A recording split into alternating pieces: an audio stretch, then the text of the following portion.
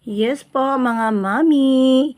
So today's order po, July 22 is Koromi team. So it's my first time na makagawa ng ganitong team, si Koromi.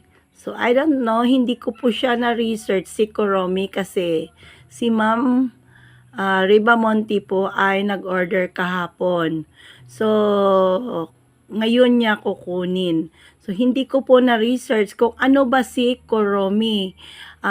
Nakikita ko yung picture ni Koromi, para sa akin ay para siyang dog or para siyang bear or para siyang cat. Hindi ko po alam kung ano po yung karakter ni Koromi.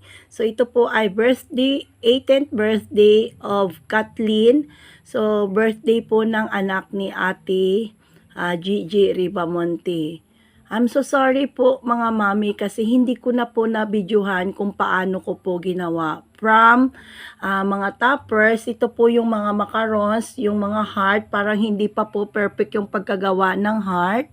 Kasi po makulimlim ang panahon, mahirap po yung wala tayong patigas sa ating fondant. So, it's made by fondant. So, ito po, itong mga lavender, yung pink, ito po ay macarons, and then ito po ay mga heart. So, medyo hindi po perfect ang pagkagawa ng ating heart.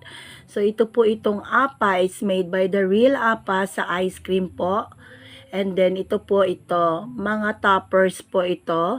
Ito po ay mga edible na mga pearls, heart shape and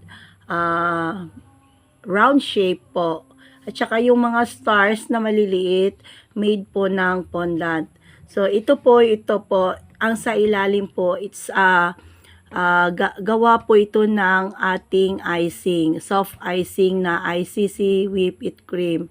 So, mahirap po ma-achieve yung black color sa ating icing. So, nagdagdag po ako ng cocoa powder sa ating ICC whipped cream. Gamit po nung Benstarp na cocoa powder para ma-achieve natin itong black na color. Kasi po, pag hindi natin po ito lalagyan ng cocoa powder, kahit marami po itong lalagay natin na color, hindi po natin ma-achieve yung black color. So, ang sikreto po, isang sikreto po ay gagamit po tayo ng cocoa powder. So, yung unsweetened cocoa powder po. So, para makuha natin yung black na color. Kasi pag nilagay natin ito sa icing, itong black ay magiging gray. Hindi po ma-achieve yung black. So, i-rest lang muna natin, saka natin gagamitin. So, ma-achieve natin yung black na color. So, nagamit lang tayo na round na piping tips sa paggawa po ng ating itong mga dito sa ilalim. So, ayan po. At saka itong drip, medyo hindi rin perfect. Ayan. So, ginamitan natin ng chocolate po na bar. So, tinunaw natin yung chocolate na bar at yun ay ginawa nating drip. Yung mga black sa ilalim, it's made of fondant. It's a star shape. Kasi po, ito po yung design na ibinigay sa atin ng anak ni Ate Gigi or ni Ate Virginia Ribamonte. So, ito po si Koromi ay printed lang po na topper. So, ayan po.